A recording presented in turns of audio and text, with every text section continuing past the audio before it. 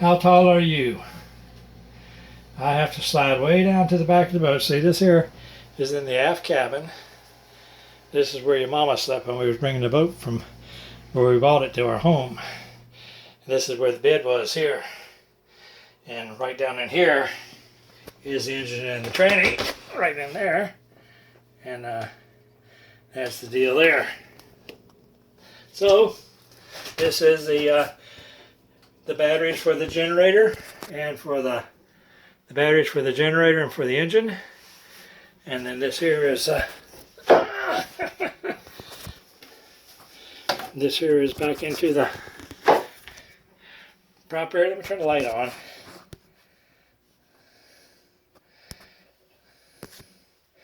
Well, I can't turn the light on, but I can turn on the flashlight. So we're going to be working our way back down into here. And there's a stuffing box back here. Okay, that's down in the bilge. It's a pretty deep bilge.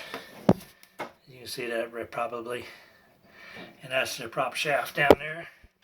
Propeller shaft. This is probably the grounding plate for a single sideband I've read on the internet. And then down here is the stern tube. Those two bolts go down to the outside. That stainless steel tube is a stern tube. And then that rubber hose with the hose clamps on it. One has failed for sure, maybe two has failed. That holds the packing gland, or whatever you want to call that thing, to the stern tube.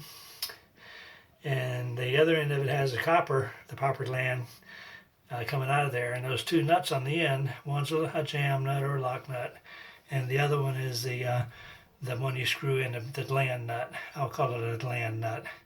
And it squeezes the gland against to seal a shoulder inside the packing gland assembly.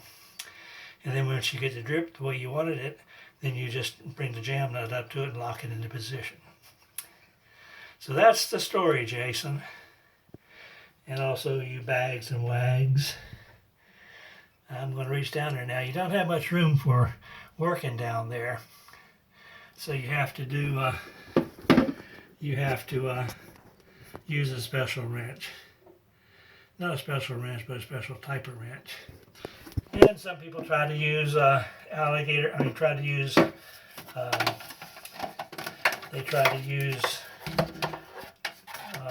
water pipe clamps and channel locks and stuff like that, but there's not much swinging room in there.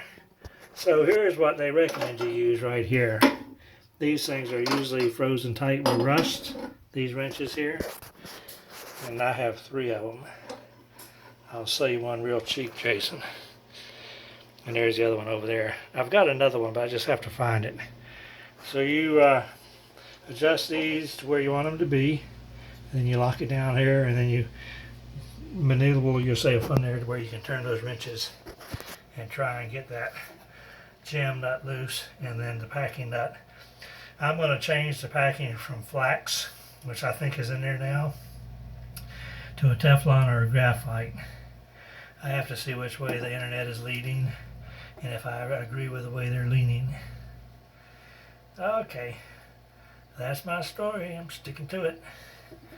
Okay, Judy, my supervisor. There's Judy. Honey. I never said it. Huh? No. You're not going to get back here, are you? No. I don't blame you.